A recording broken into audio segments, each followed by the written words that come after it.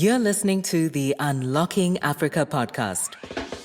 I am a technology entrepreneur and my background is in electronics engineering, but I have the passion towards providing solutions within the continent, give the farmers the right digital tools to ensure that they make the right decisions at the farm to sustain their soil so that they are able to feed the African continent and the global food crisis.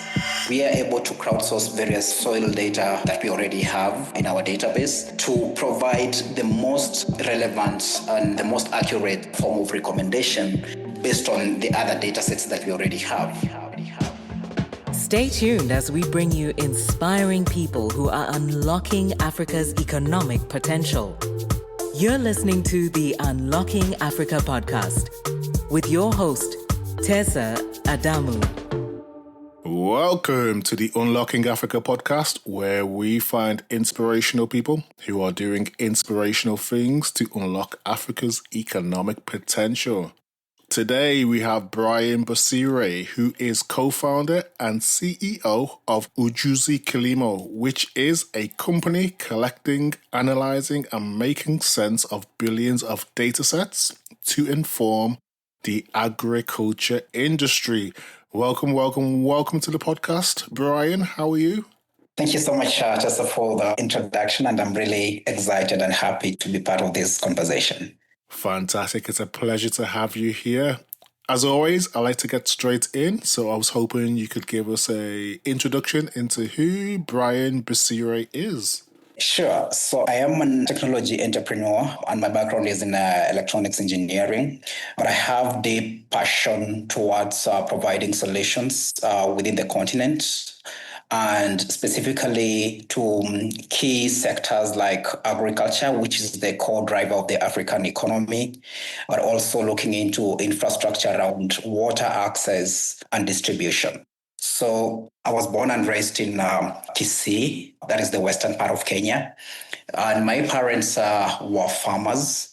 And that is probably why from an early age, I was set out to solve challenges of African farmers. Thank you for that. As you mentioned, your parents were farmers.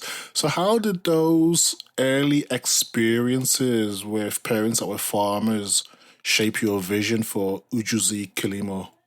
Growing up in a farm in a rural area is really a very fantastic experience because you get to see how food is produced. And going to the farm with your parents sort of becomes a daily routine. And as a young man who was really interested in technology and developing solutions, I used to really question my parents, like, why are we doing the same things each and every time? So we could wake up early to go to the farms, grow maize on our 2-acre piece of land. But unfortunately, each and every season, I could notice that there were frustrations at the harvest season. And the frustrations, when I really questioned them, was because they were really not practicing informed agriculture or informed farming. And the decision process for them was, my neighbor is growing this kind of crop, so I don't want to be left behind. Let me also do the same. And I could ask them, how are you making this decision around which crop to grow or what fertilizer to apply? And they could just say, we have done this for the past 20, 30 years the same way. So we don't need anybody to advise us. Let's just do it. So the farming system that I grew up in was just driven by purely guesswork and intuition. And in the times of course, a lot of changes with the climate, I could see their frustrations each and every single growing season because despite of their passion and their willingness to invest their energy and time and money into this practice of farming, they missed a very critical aspect on the source of data to inform them on what exactly needs to be done right. So they were doing traditional agriculture instead of actually looking at it as a science that requires data to inform them on how to select which crop to grow, how to manage the diseases, how to select the quantity and type of fertilizers, for example, to apply. And that planted a seed in me that going forward, I really need to provide farmers just like my parents a means to make better decisions at the farm to ensure that they are able to sustain their livelihoods and produce more food. Thank you for sharing that. You mentioned that you wanted to do things differently, which is always positive, but it does come with risks.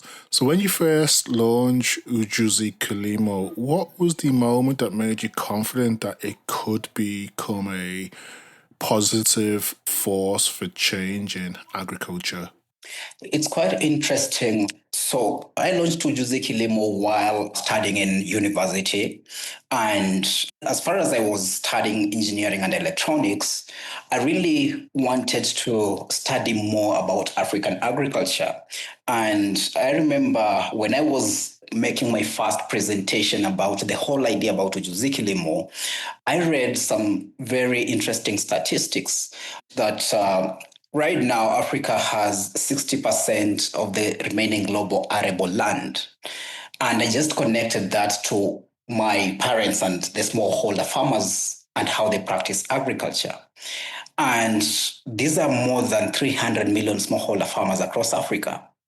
Yet, 60% of this remaining arable land is actually degraded. The soils are degraded. And actually even cemented the whole idea that if we are to unlock the full potential of this African arable land, we first need to look into the soils. We have to fix the soils.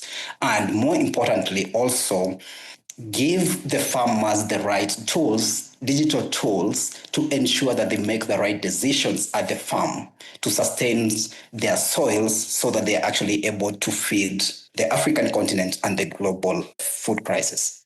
Most of the work that you do relies on data, but I was wondering, how do you ensure the data accuracy and reliability when collecting soil in such diverse geographic conditions? So, working in Africa, as far as data is concerned, is quite a challenge because most of the available data is segmented or just not digitized. And in most cases, it's not even available. So, building our systems, the first thing that we were actually trying to look for is to design models that could learn from just these simple patterns. For example, trying to identify the locations of farmers. How do you do that? So you have to rely of secondary data sets. But when it comes to now building and training our algorithms to ensure that we give the right recommendations to farmers, we've had to directly work with research institutions and try to digitize their data sets. And this sort of formed the foundation of our models. But over time, as we've worked with more and more farmers, we've had to ground truth most of the data. We have had to actually go to the ground and profile most of the farms and the data. But technology also has opened up most of the opportunities, like, for example, satellite imagery, where then you are able to pull data and try to feed that into your engines and algorithms to even segment which populations are more prone to agriculture production or where the farms are existing. So it's overlaying different data sets and different technologies to fill in the missing puzzles as far as the data is concerned. Regarding the accuracy, we've been able to develop SoilPal, which is the soil sensor that is able to capture the soil data. And in our model, we are actually able to collect farm profiles and the farmer profiles. And even within the device itself, we've been able to develop models that are able to pre-validate the data sets that we are collecting. So it has been a learning process, but at the same time, relying on different technologies and technology capabilities to validate, develop the database, and also ensure that we have the right data sets. You touched on training your algorithms. So what role does machine learning and AI play in UjuziKilimo's support tools?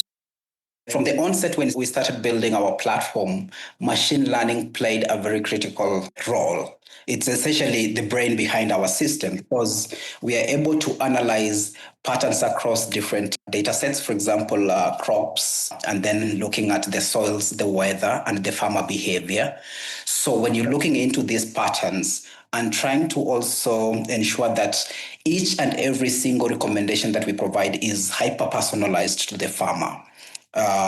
That means that we need to process a lot of data and learn some of these patterns and create trends for that particular profile. So it has enabled us to scale quite fast and personalize the farmer experience as far as deploying our technology is concerned.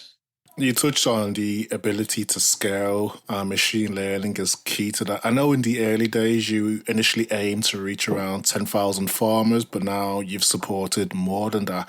How many farmers would you say you've supported so far?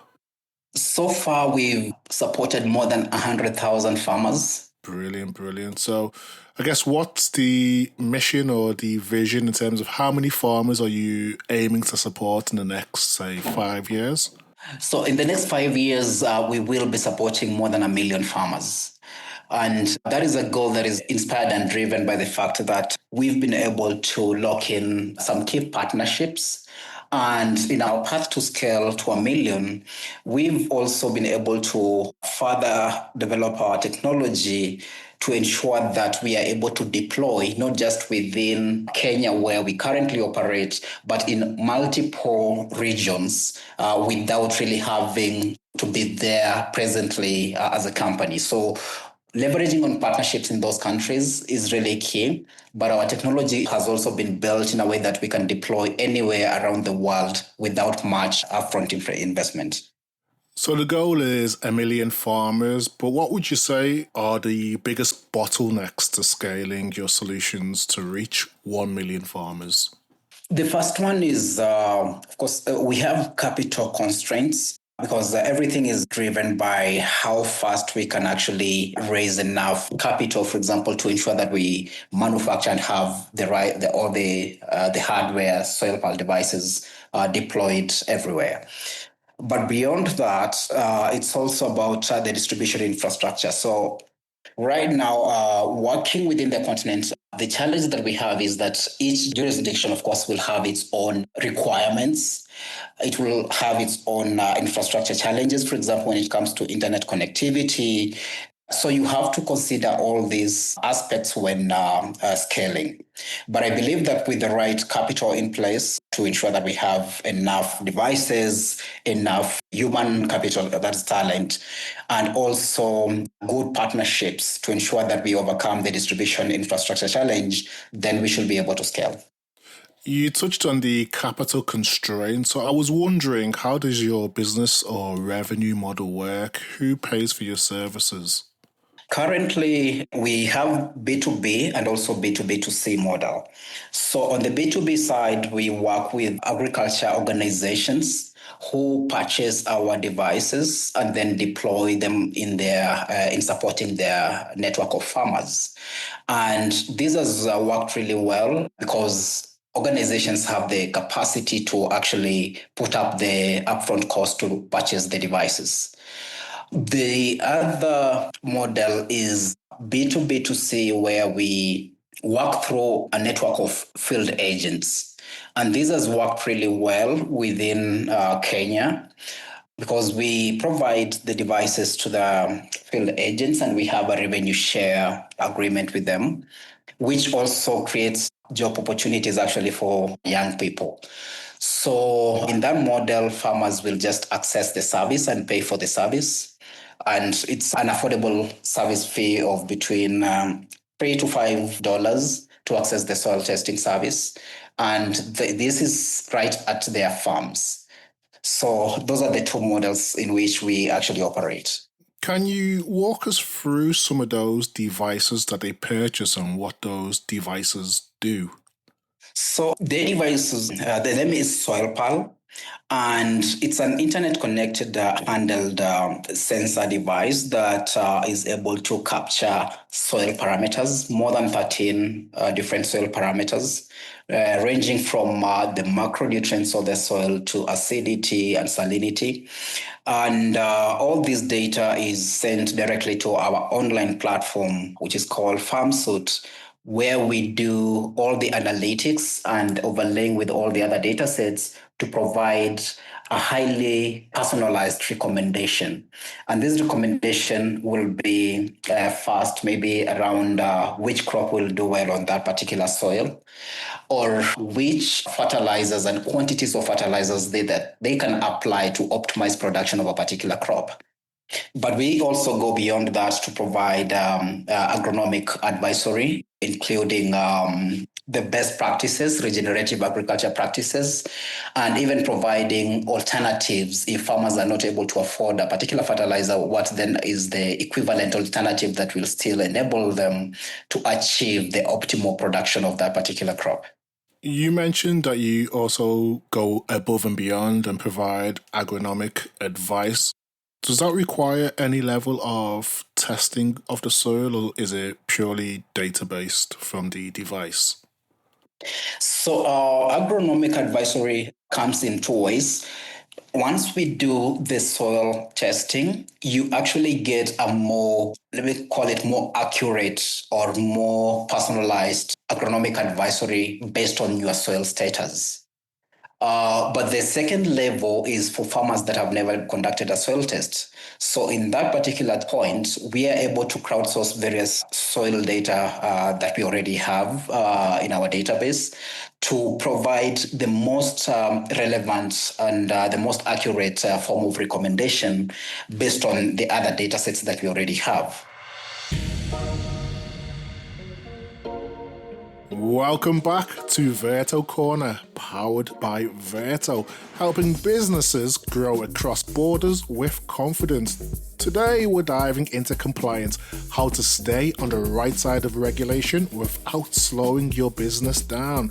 Here to guide us through the do's and don'ts is Connor O'Kane, Compliance Manager at Verto.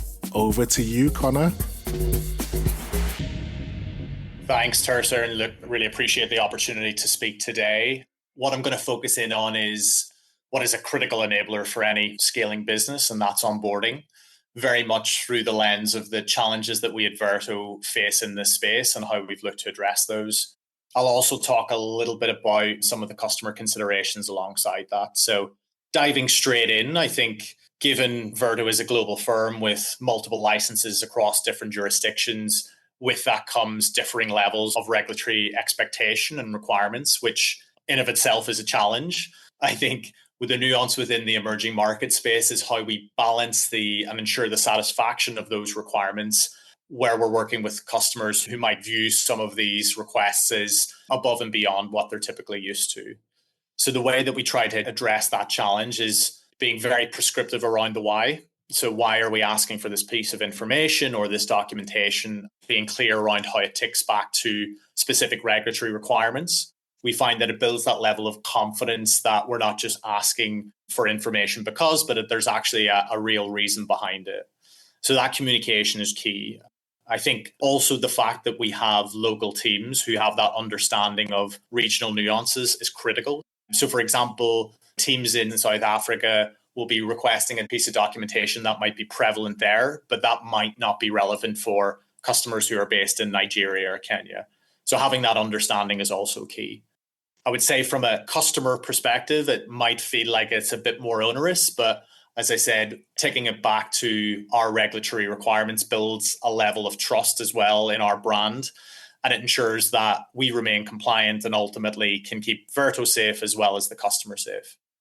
The next couple of challenges are more operational in nature, as you might expect. So I guess facing into the emerging markets and the different jurisdictions that we play in, there can be a wide variety or diverse range of documentations that are submitted. So putting to aside your different identifications that customers submit, when it comes to evidencing the operations of their business, we can receive a plethora of different invoices, bank statements, financial statements that on the face of it may seem a little bit suspicious, but when you dig into it and authenticate it, you find that it's more widespread across those types of jurisdictions. So to manage that, we've ensured that we have the right reg tech in place that gives us not only that jurisdictional coverage, but also the machine learning aspect. So in that scenario where a suspicious document has been authenticated, we make sure that that learning is fed back in so that those types of documents are not flagged later down the line, which drives operational efficiencies on our side, but it's ultimately a better customer experience. I think sticking with the business information as well. So in your more established markets, it's standard to expect that you're going to have formalized business addresses and websites, but that's not always the case for customers based in the emerging markets. And so we've needed to be flexible and nimble to that and look at how we leverage alternative methods for both collecting and verifying that information. So, for example, looking at geolocation technology or indeed just the good old-fashioned site visits. And that gives us the confidence that those businesses are operating as they say they are. From a customer perspective, that again might feel a little bit more like there's a greater level of friction in the process. But from our side, it's about having that level of confidence, but ultimately being able to open up and unlock the different services that Verto offer. And I think the final thing, which is a really critical element, is how we balance our risk-based approach within the emerging market space. Because there's the perception that emerging markets are inherently higher risk. So we need to balance the controls that we put in place with what is actually fair and commensurate with the risk that our customers actually pose. So instead of just basing our risk profile of the customer on what they submit as part of onboarding, we're actually looking at how we can dynamically assess that risk going forward. So looking more at the behavioral aspect of the customer and how they use Verto, how they transact. And that ultimately helps to build a better picture of the risk posed by that customer in question and allows us to be more proportionate with the types of checks that we perform on that customer. So I think that has the opportunity to really revolutionize how we manage our risk, but also drive significant operational efficiencies and ultimately a much better customer experience. So appreciate that's a bit of a whistle-stop tour of some of the things that we face into, but hopefully helpful. Thank you for that, Connor. You've clearly outlined the do's and don'ts. So as we wrap things up today, before you go, I was wondering, from your perspective, what's your most important piece of advice for founders or operators who are looking to expand into regulated markets? I think the most important piece of advice is, and it might be an obvious one, but it's ensuring you have the full level of understanding of the regulatory expectations there. Because often you can move into the pitfall as you're expanding of assuming there's a one-size-fit-all when that's actually not the case. So I think getting a proper understanding of what those expectations are in advance of moving into those markets is critical. And therefore, you can ensure that the processes and the procedures and everything that you build off of that from an operational perspective, make sure that you are compliant when you move into those markets. I think it causes significantly less headaches to actually get it right at the start rather than retrospectively needing to go back and fix things. Well, that wraps up another edition of Verto Corner.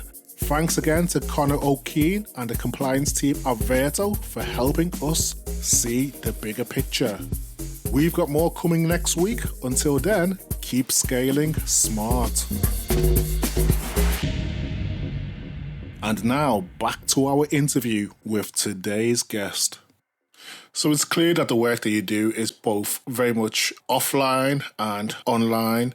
With regard to the soil testing, I know that a lot of soil testing labs are located in urban areas. How would you say UjuziKilimo has made precision agriculture more accessible in rural regions?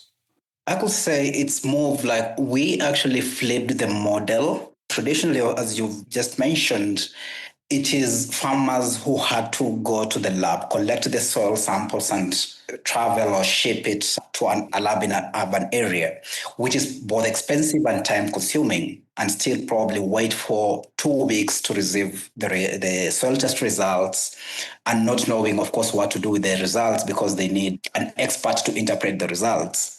So what we did is flip the model and bring the lab right to the farmers.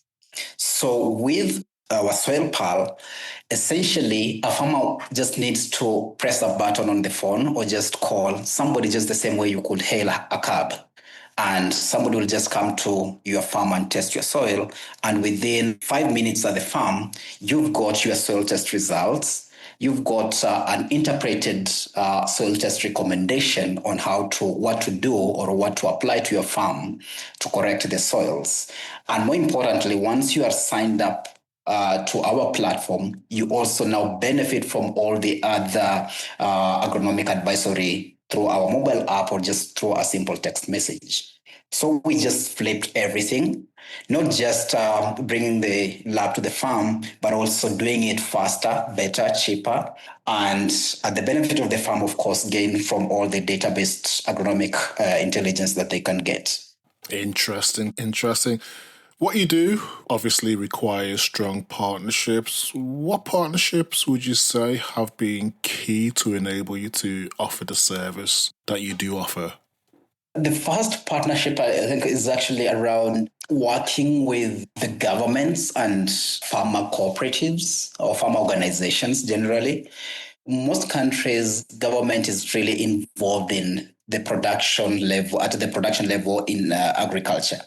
And they probably could have some kind of extension network. So the government already has existing distribution mechanisms to actually reach the farmer. They can provide through either government subsidy programs like fertilizer subsidies and the likes.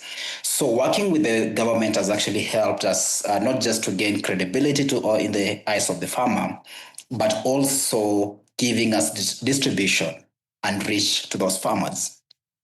The other partners that have been really interesting to us have been the World Bank.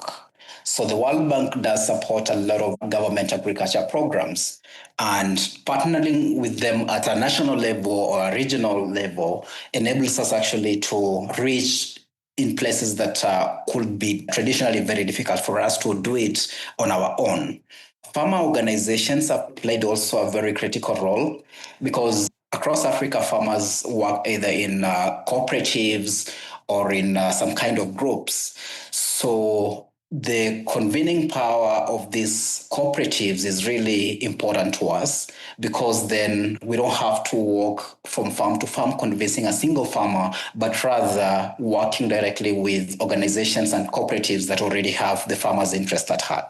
You highlighted the partnerships with government and World Bank, but what partnerships would you say have enabled you to access and process the millions of data points that you do? So as far as the technology and data side is concerned, we've worked heavily with partners like Google, who have given us access to the data, especially the Earth observation data, satellite data, and data processing capabilities around that. We've also been able to work with local research organizations that provide us, for example, there's a lot of research that has been done around crop production and various varieties that are tolerant to different diseases, for example, working with local organizations around input production, like fertilizer manufacturers, who also are able to provide us with critical data around what available alternatives or even available resources that the farmers need. And all these data sets actually go into our engine, then enhance how we process the recommendations themselves.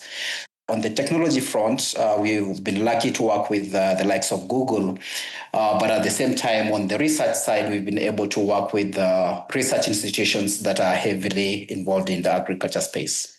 So keeping on the theme of data, what would you say is the most surprising insight you've discovered from the millions of data points you've analyzed daily?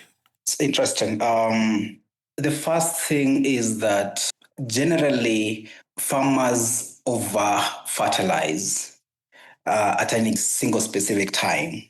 And this is driven by the assumption that more is better, when actually it should be that precision is better. So when a farmer receives a single recommendation, they will be surprised that you are actually advising me to reduce on this type of fertilizer. Yet, intuitionally, they believe that more is better. I need to apply more because my yields have been decreasing. Why should I also decrease the amount of fertilizer I'm applying? Which is sort of counterintuitive. And this is an insight that we've actually had to incorporate even in our recommendations, try to put it in a way that a farmer can actually believe that this actually should work. So that is a very surprising thing that we've learned over time. And probably the other thing is around the belief that farmers do not know what they're doing. And this is something from the onset, I just thought that, maybe farmers, maybe they just do things without some prior knowledge. But the interesting thing is that their historical knowledge and experience and expertise over time actually tends to complement the data sets from research centers that we already have. The only challenge is that their knowledge is general knowledge. Whereas when you're approaching everything from the data science approach, it means that for you, it's no longer from a general point of view, but a very specific targeted approach. So both data sets sort of complement each other. And we have learned over time, not just to be sending or pushing over our analysis and recommendations to the farmers, but also pulling data and knowledge from them as feedback to sort of complement our engine. If we look at data and government, are you using data to predict any regional or national crop trends that could potentially influence agricultural policy? Yeah, we're actually doing that. This is something that we've been developing internally, specifically to provide crop yield prediction models to not just our partners, but also for informing the farmers themselves. Because for the farmers, it makes a lot of sense to know the yield target and potentially what they're going to get. But to the partners, the data is more important, and especially government. So definitely this is something that we are doing. And gradually, our goal is to make these tools available, not just to government, but also through some kind of platform or dashboard or through APIs that other partners can actually use. Keeping on the theme of trends, are there any current trends that you're seeing in how data is being used in agriculture that you're excited about?